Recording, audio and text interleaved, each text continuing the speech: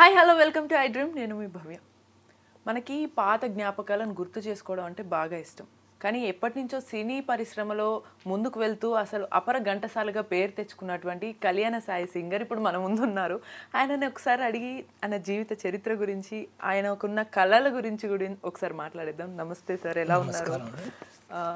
Sir, అసలు ఘంటసాల అనే పేరు వింటేనే చాలా మందికి, సింగర్స్ అందరికీ కూడా ఆయన ఒక దేవుడు, భక్తి అనే ఒక ఆరాధభావం ఉంటుంది. అలాంటిది మీకు ఆ పేరు వచ్చింది అపర ఘంటసాల అని. అసలు ఎందుకు మీకు అలాంటి పేరు, ఎవరు పెట్టారు, ఎందుకు వచ్చింది ఆ పేరు మీకు?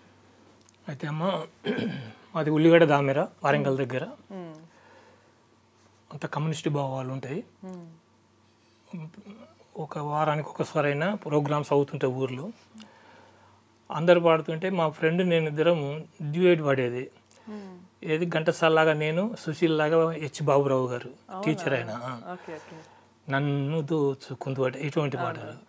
అయితే ఈ విధంగా అట్లనే సూడిగాల్లో దీపం. అయితే నేను 10వ తరగతి దామెరలో పూర్తి చేశాను. ఏదో డ్యూయట్స్ పాడడం, స్కూల్లో డ్రామాలు అవి వేయడం అవి అలవాట్లు ఉండే. అక్కడి నుంచి హన్మకొండ మల్టీపర్పస్ జూనియర్ కళాశాలకు వెళ్ళిపోయాను.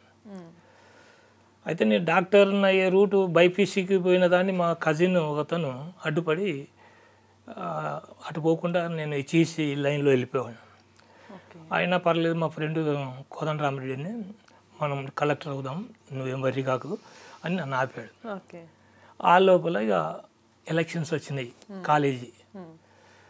ఎలక్షన్స్ వస్తే అందరు నిలబడతాను కదా అని నేను కూడా నిలబడాలనుకున్నాను. ఏంటి అంటే, మీరు పాడతారు కదా అన్నారు. నా పాడతాను. అయితే నేను సంస్థ కార్యదర్శిగా నిలబడు. నాకు నేను ఒక్కనే కదా, నా ఏది సంస్థ కార్యదర్శికి 9 మంది పోటీ పడ్డారు నాతోటి. అయితే మరి ఎట్లా, నాకు ఎవరు పరిచయం లేదు, నాకు కొత్తగా అది అటు సీటు పోయింది, ఇటు ఈ ఎలక్షన్లో నిలబడ్డాను. అయితే నిలబడితే ఇక ఎలక్షన్లలో అందరూ ఎవరికి వచ్చిన వాళ్ళు పబ్లిసిటీ చేసుకుంటున్నారు. నేను స్టేజ్ ఎక్కిన తర్వాత పాడండి, మీకు వచ్చిన పాడవాడిని. అయితే ఫస్ట్ ఏం చేశానంటే తాండ్ర పాపారాయని పద్యం పాడాను.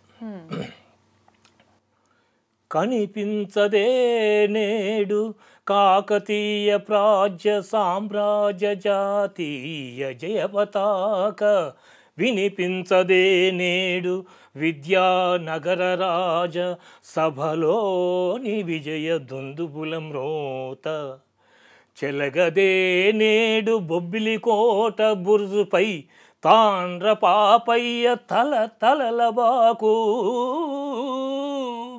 ముప్పత్సరంబయ్య నేడు వీర పల్నాటి యోధుల సింహనాద లక్ష్మి, చెక్కు చెదరని ఏనాడు మొక్కవోని ఆంధ్ర పౌరుషమిప్పుడు అద్వన్నమయ్యే, ఒక్కమారు వెనుకకు తిరిగి దిద్దుకోవమ్మ బిడ్డల తెలుగు తల్లి.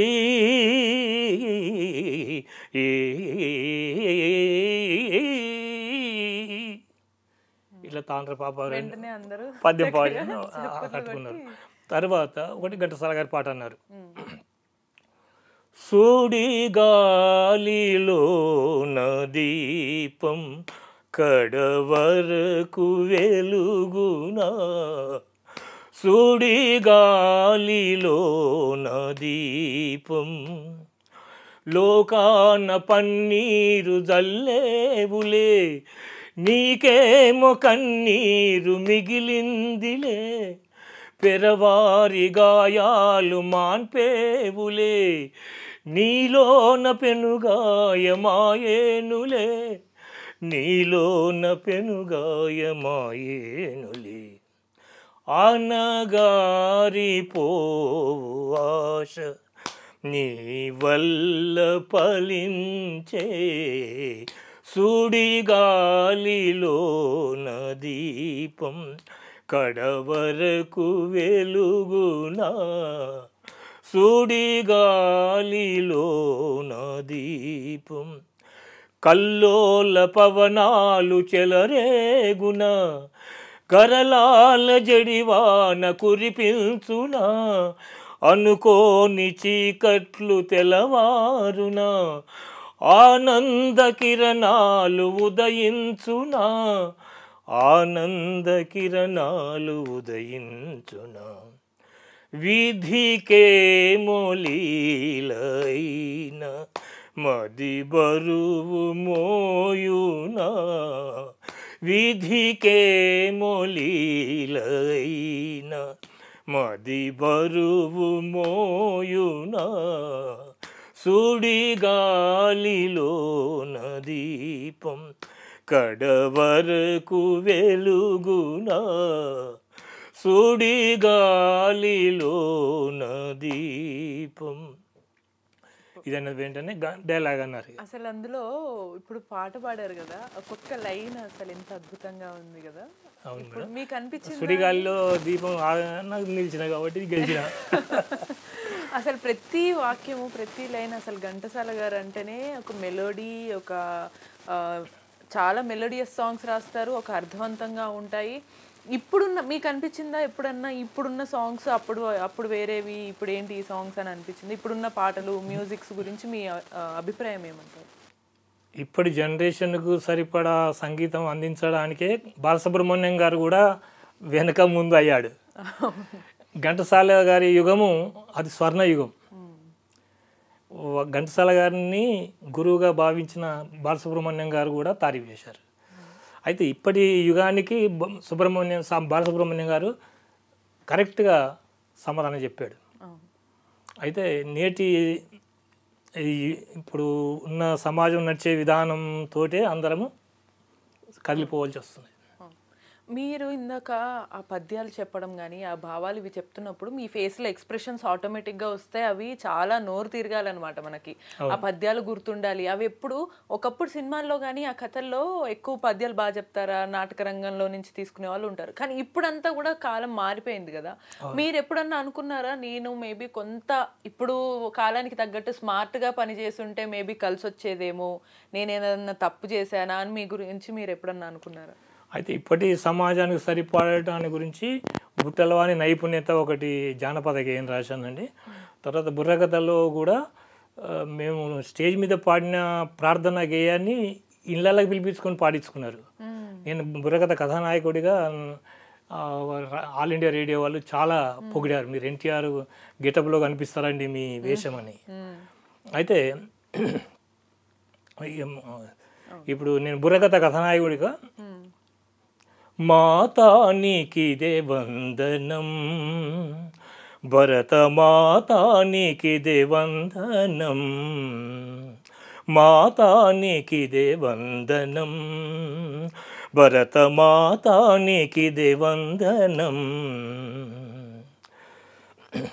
ఖండ ఖండముల దేశ దేశముల అఖండ ఖ్యాతిని ఆర్జించు తనయులను, ఖండ ఖండముల దేశ దేశముల అఖండ ఖ్యాతిని ఆర్జించు తనయులను, దండముతో కోదండమేసి పాఠాలను నేర్పిన పంతులమ్మవే, మాతా నీకిదే వందనం, భరత మాతా నీకిదే వందనం, మాతా నీకిదే వందనం. హిందూ ముస్లిం క్రైస్తవులెవరు అందరూ నా సంతానమే అంటూ, హిందూ ముస్లిం క్రైస్తవులెవరు అందరూ నా సంతానమే అంటూ, నందమెక్కి ఐక్యతను నేర్పి ముందుకు నడిపిన ముద్దుల జనని, నందమెక్కి ఐక్యతను నేర్పి ముందుకు నడిపిన ముద్దుల జనని, మాతా నీకిదే వందనం, భరత మాతా నీకిదే వందనం. తాజ్యమి కథ కదరిగిడ దరిగిడధా ఒలియ ఒలియో ఒలియా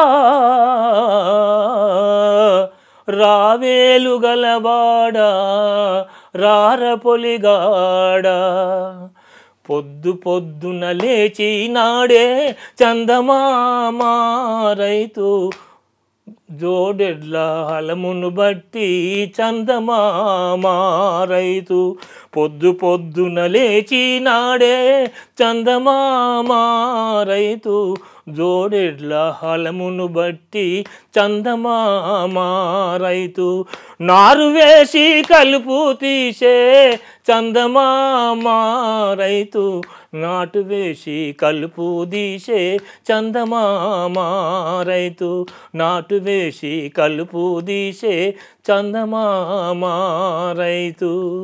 చాలా అద్భుతంగా మీరు ఎంత పాడుతున్నారో వాటిని ఖచ్చితంగా మెచ్చుకోవాలి. ఎందుకో కారణం మీకు కూడా తెలుసు. ఎందుకంటే ఒకటి భూతల్లి గురించి మాట్లాడితే ఇంకోటి రైతు గురించి మాట్లాడడం. ఈ కాలంలో ఎంత మాట్లాడి ఎంత అందరు ఫీల్ అయినా సరే ఆ పదాలు ఆ భావాలు ఒకప్పుడు ఉండే తీరు వేరు. మీకు ఇన్ని ఇయర్స్ నుంచి ఇండస్ట్రీలో ఉన్నారు కదా సార్, మీకు ఏమైనా కార్డు మా అసోసియేషన్ కార్డు కూడా వచ్చిందని విన్నాము. ఎన్ని ఇయర్స్ అవుతుంది? 25 years అయింది. Okay okay. అంటే మరి కార్డు ఉన్నా కూడా చాలా మందికి కార్డు దొరకడమే అదృష్టం అంటారు. కార్డు దొరికినా కూడా బహుశా మీకు ఏమన్నా ఇప్పటి వరకు కూడా మంచి పాత్ర తగలలేదంటారా? ఎందుకు కారణం ఏమై ఉంటుంది అనుకుంటున్నారు? ఫస్ట్ పిక్చర్ కాశీ యాత్ర, దాంట్లో అది బాబు మోహన్ కూడా మాతోడు చేశాడు. అది చిన్న రోలే కానీ నాది one of the hero role. ముగ్గురం హీరోస్. అయితే ఇక బ్లాక్ అండ్ వైటే అది ఫస్ట్ పిక్చర్. చిన్నకి మంచి భవిష్యత్తు ఉందని అందరూ అది చేశారు. తర్వాత కవి పరంపర సామంతరాజు వేషం ఇచ్చారు. అల్లాన్ శ్రీధర్ గారు మా డైరెక్టర్. అశోక్ కుమార్ ఉన్నాడు కదా, నాగేశ్వరరావు టైప్లో చేస్తాడు. వారు వారి కాంబినేషన్లో చేశాను కవి పరంపరగా. ఆ తర్వాత ఇక అందరూ ఆశీర్వాదం ఇస్తున్నారు, ఎంకరేజ్మెంట్ చేస్తున్నారు. నాకు ఉన్న టైంలో నేను కాశీయాత్ర అయినాక మరో కురుక్షేత్రంలో ఎస్ఐ క్యారెక్టర్ మాదల రంగారావు గారిని బంధించాలి. ఆ సన్నివేశం మామూలుగా ఉన్న ఎక్కడ అతను జైలు నుంచి తప్పించుకొని పోతాడు, అప్పుడు అతన్ని వేటాడి పట్టుకోవడం. సరే, ఇప్పుడు ఈ కాలం జనరేషన్ యువత మిమ్మల్ని ఒక క్వశ్చన్ అడిగింది అనుకోండి, వాళ్ళు అడుగుతారు ఏంటంటే, ఇప్పుడు బాగా సోషల్ మీడియాలు, ట్రెండింగ్లు, ఇన్స్టాగ్రామ్లు, ఫేస్బుక్లు మీరు వినే ఉంటారు వాడినా వాడకపోయినా.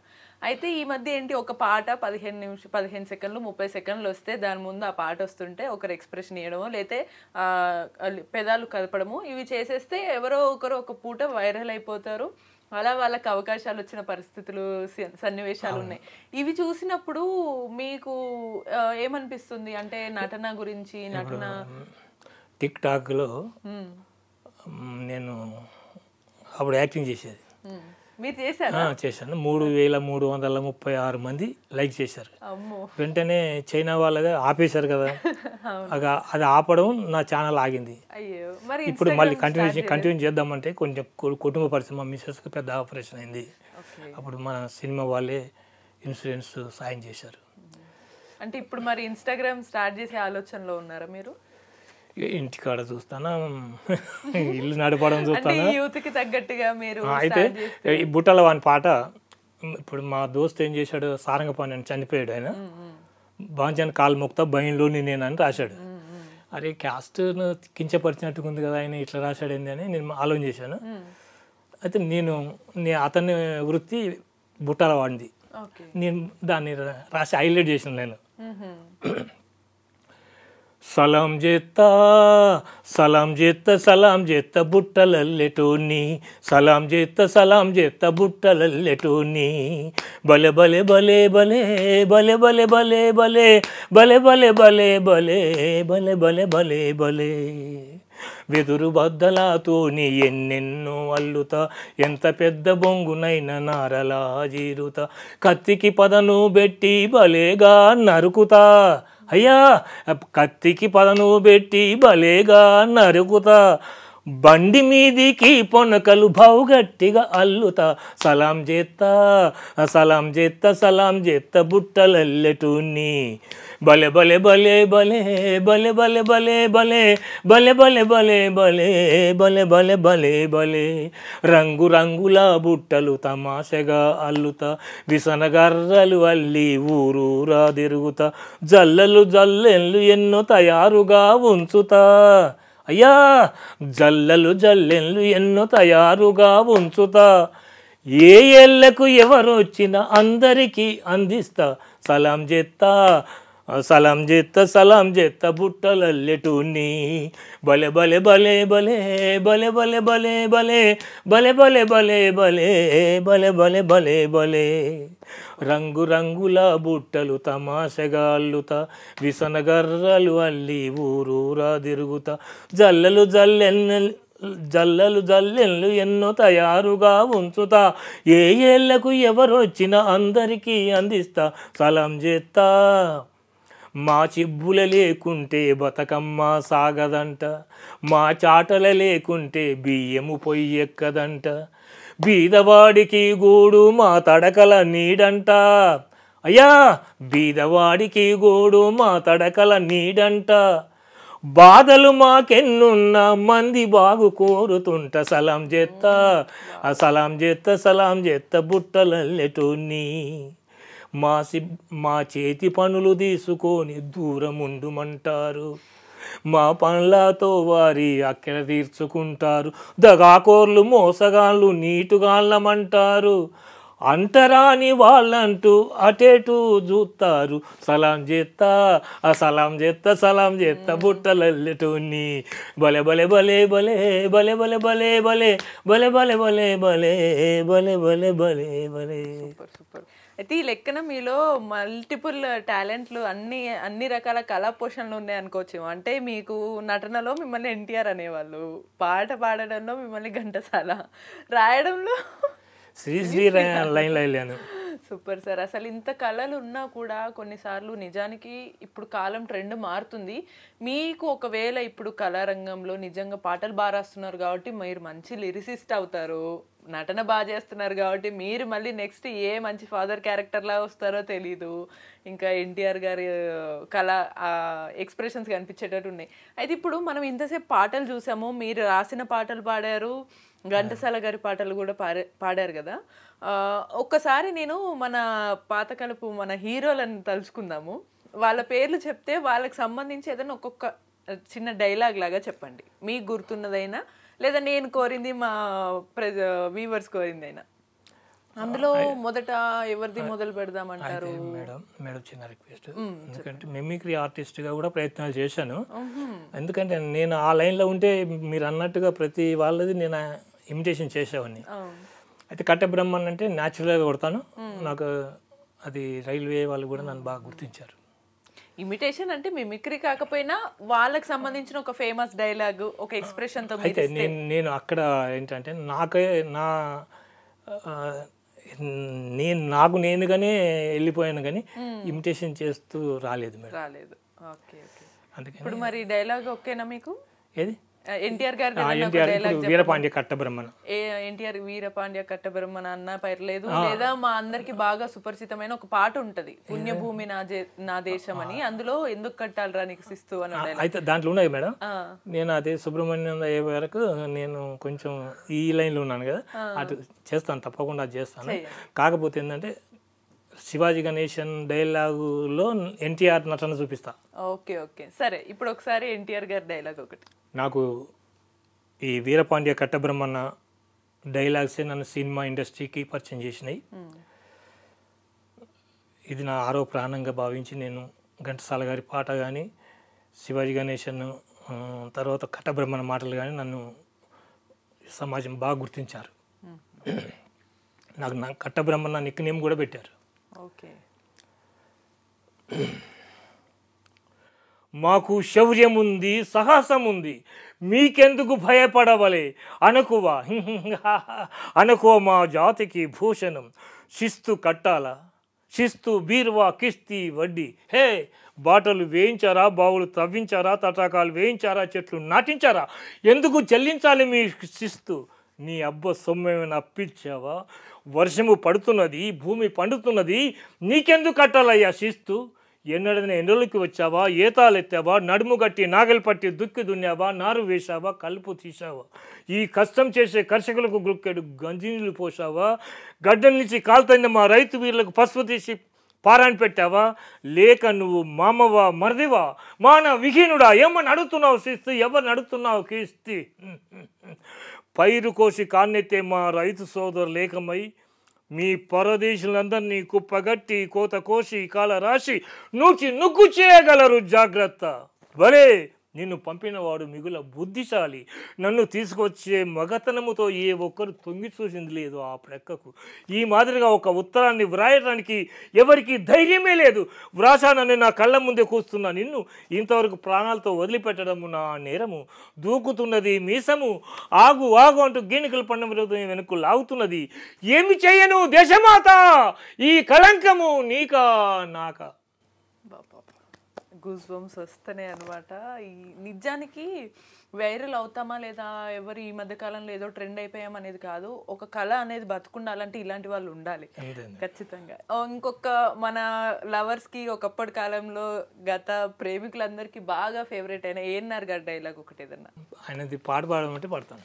సరే, పాటైనా పర్లేదు. ఏఎన్ఆర్ గారు అంటే అందరి ప్రేమికులందరికీ ఒక చిహ్నం అన్నట్టు. తేట తేట తెలుగులా తెల్లవారి వెలుగులా తేరులా సెలయేరులా కలకల గలగల కదలి వచ్చింది కన్నె అప్సరా, వచ్చి నిలిచింది కనుల ముందరా. తేట తేట తెలుగులా తెలుగువారి ఆడపడుచు ఎంకిలా, ఎంకి కొప్పులోని ముద్దబంతి పువ్వులా. తెలుగువారి ఆడపడుచు ఎంకిలా, ఎంకి కొప్పులోని ముద్దబంతి పువ్వులా. గోదారి కెరటాల గీతాల వలె నాలో పలికినది పలికినది పలికినది వీణలా నిరజానలా కలకల గలగల కదలి వచ్చింది కన్నె అప్సరా, వచ్చి నిలిచింది కనుల ముందరా. రెక్కలొచ్చి ఊహలన్నీ ఎగురుతున్నవి, ప్రేమ మందిరాన్ని చుక్కలతో చెక్కుచున్నవి. రెక్కలొచ్చి ఊహలన్నీ ఎగురుతున్నవి, ప్రేమ మందిరాన్ని చుక్కలతో చెక్కుచున్నవి. నాలోన లోలోన ఎన్నెన్న రూపాలు వెలసినవి వెలసినవి వెలసినవి. చల్లగా చిరుజల్లుగా జల జల గలగల కదలి వచ్చింది కన్నె అప్సరా, వచ్చి నిలిచింది కనుల ముందరా. ప్రతి ఒక్క పాట లిరిక్స్ చరణంతో సహా మీకు చాలా గుర్తున్నాయి మేడం. మా ఊరి మీద ఒక పాట రాశాను మేడం. మీరు ఇంతకుముందు ఇప్పుడు మరి ఎన్ని ఇయర్స్ ఇండస్ట్రీలో ఉన్నారు కదా, మీకు నచ్చిన ఫేవరెట్ హీరో? అయితే ఒక మాట, మా సంస్థ మీద ఒక టైటిల్ సాంగ్ రాశాను. ఎప్పుడు చంద్రబాబు మీటింగ్లో మాతో పాడిస్తారు. బాబురావు కూడా మా కంపెనీ ఇస్తుంటారు. నూతనంగా ఎలక్ట్ అయిన మా అధ్యక్షులు శ్రీ గౌరవ మంచు విష్ణుబాబు గారు మరియు కార్యవర్గ సభ్యులందరికీ నమస్కరిస్తూ మోహన్ బాబు గారికి పాదావందనంతో ఈ పాట వినిపిస్తున్నాను. మేము కళాకారులం, మా కళాకారులం, మేము కళాకారులం, మా కళాకారులం, మా ప్రతిభను చాటుదాం, చిత్రసీమ నడుపుదాం. మా ప్రతిభను చాటుదాం, చిత్రసీమ నడుపుదాం. మేము కళాకారులం, మా కళాకారులం, సినిమా మా అమ్మ బిడ్డలం, తెలుగు సినిమా రథసారథులం.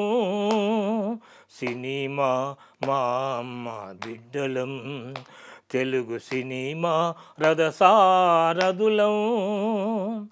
దేశ భాషలందు తెలుగు భాష లెస్స కాదా, దేశ భాషలందు తెలుగు భాష లెస్స కాదా.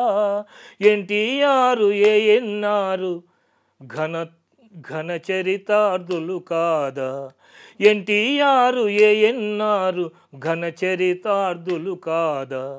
మేము కళాకారులం, మా కళాకారులం, మా ప్రతిభను చాటుదాం, చిత్రసీమ నడుపుదాం. తెలుగు రాష్ట్రాలకు వారధిగా నిలిచి మా సంస్థ ఉనికిని విశ్వమంత తెలిపి, తెలుగు రాష్ట్రాలకు వారధిగా నిలిచి మా సంస్థ ఉనికిని విశ్వమంత తెలిపి, సమాజ శ్రేయస్సుకు మేము సైతమన్నది, సమాజ శ్రేయస్సుకు మేము సైతమన్నది, విపత్తులను ఎదుర్కొనగా మేమే ముందన్నది, విపత్తులను ఎదుర్కొనగా మేమే ముందన్నది. మేము కళాకారులం, మా కళాకారులం, మా ప్రతిభను చాటుదాం, చిత్రసీమ నడుపుదాం, మా ప్రతిభను చాటుదాం, చిత్రసీమ నడుపుదాం, చిత్రసీమ నడుపుదాం, చిత్రసీమ నడుపుదాం, చిత్రసీమ నడుపుదాం. సూపర్. సో సార్, మొత్తానికి ఇలా మీలో ఉన్న చాలా కళా పోషణలను పెంచి పోషించారు ఇన్నేళ్ళు. సో ఇప్పటికైనా సరే మీకు ఖచ్చితంగా మంచి అవకాశాలు రావాలని ఆశిస్తున్నాము. మీరు మీరు కూడా ఇన్స్టాగ్రామ్కి వచ్చేస్తే ఈ యూత్ అందరు కూడా ఒకప్పుడు ఎలాగా అందరు కూడా డైలాగ్స్ చెప్పేవారు, పాటలు పాడేవారు, అన్ని అందరు కూడా హ్యాపీగా ఎంజాయ్ చేసే ఛాన్సెస్ ఉంటాయన్నమాట. ఇలా ఈ సెషన్ని మనం ఈసారి మీ కళలతో ఎండ్ చేస్తూ ఒక చిన్న 2 లైన్లు మా ఊరి మీద, అందుకే మా ఊరిలో పుట్టిన కృతజ్ఞతగా ఈ పాట వినిపిస్తున్నా. మా ఊరు ఉల్లిగడ్డ దామెర. ఊరు రుణం తీర్చుకోవడానికి కళాకారుడిగా మా ఊరు పేరును సినిమా ఇండస్ట్రీ వరకు తీసుకెళ్ళాను. మా ఊరు కూడా నన్ను చాలా ఎంకరేజ్మెంట్ ఇచ్చేసి మా ఊరికే గర్వకారణమని పొగిడారు. ఆ పొగడతలు నన్ను ఇంకా ఉత్తేజపరిచాయి.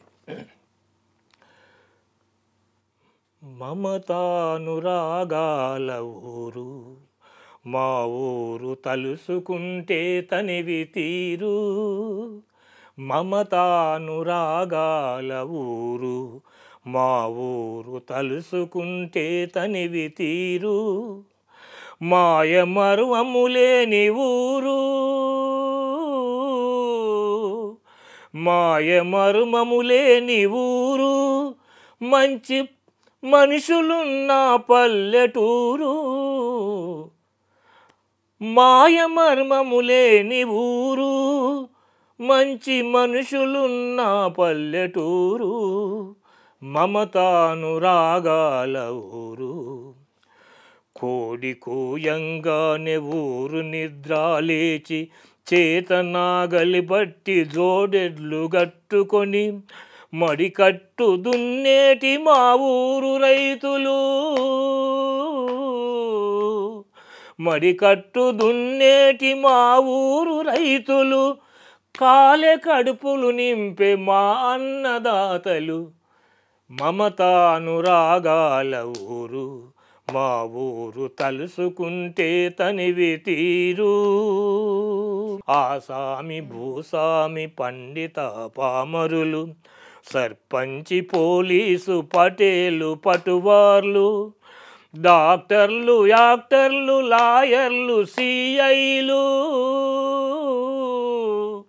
డాక్టర్లు యాక్టర్లు లాయర్లు సిఐలు, మేధావులకు పుట్టినిల్లు మా ఊరు, మేధావులకు పుట్టినిల్లు మా ఊరు, మమతానురాగాల ఊరు, మా ఊరు తలుసుకుంటే తనివి తీరు, మాయ మర్మములేని ఊరు,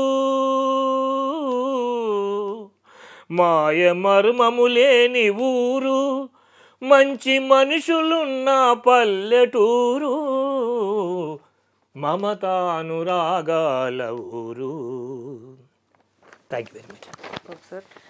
మొత్తానికి ఒక ఊరు గొప్పతనము, ఒక భూమి, నేల, రైతు, ఇలా అంటే సహజంగా మనిషి జీవించే చాలా అవసరాలు, అలాగే గొప్పతనము, ఇతర వ్యక్తుల గురించి, వాళ్ళ పనుల గురించి వీటన్నిటి గురించి చాలా బాగా రాశారు పాటలు, బాగా పాడుతున్నారు కూడా. మీకు నెక్స్ట్ ఒక మంచి ఆర్టిస్ట్గా, అలాగే ఒక మంచి సింగర్గా, ఒక మంచి లిరిసిస్ట్గా కూడా మీకు అవకాశం ఓమై కథ పిక్చర్కు నాతో టాపిచ్చారు బ్యాక్గ్రౌండ్ సాంగ్. 4 చరణాలు అయితే 2 చరణాలు కుదించమన్నారు. ఓకే ఓకే నేను అది కుదించి ఇటు తయారయ్యే వరకు వాళ్ళు ఇద్దరు పార్ట్నర్స్ విడిపోయారు. ఓకే ఓకే ఇక ఆ పాట నా దగ్గర ఆగిపోయింది, సినిమా ఆగిపోయింది. అయ్యో, అదే నా బ్యాడ్ లక్. కొన్ని ఇంకా అలా అవుతూ ఉంటాయి. ఈసారి అలాంటివి జరగకుండా మీకు మంచి అవకాశాలు రావాలని ఆశిద్దాం. నేను సాయి భక్తుని మేడం. నా జీవితం ఎండింగ్లో సాయి గుడి కట్టించి సార్థకం చేసుకోవాలని నా ఖచ్చితంగా. సో చూశారు కదా, ఒక కళాకారుడు అంటే నిత్యం కళల గురించే స్మరిస్తూ అలా జీవితాన్ని గడిపే వాళ్ళని మనం చాలా అరుదుగా చూస్తుంటాం. అలాంటి వన్ ఆఫ్ ద పర్సన్ కళ్యాణ సాయి ఇప్పుడు మన ముందున్నారు. అపార ఘంటసాల కళ్యాణ సాయి అనాలి మనము, ఎందుకంటే ఆయనకు ఆ పేరు వచ్చింది. ఇప్పుడు ఆ పేరు ఎందుకు వచ్చిందో మనం కూడా చూసాం కదా. సో ఇటువంటి మరిన్ని ఇంట్రెస్టింగ్ అండ్ మనందరికీ బాగా ఉత్తేజపరిచే ఇంటర్వ్యూస్ కోసం కీప్ వాచింగ్ ఐ డ్రీమ్.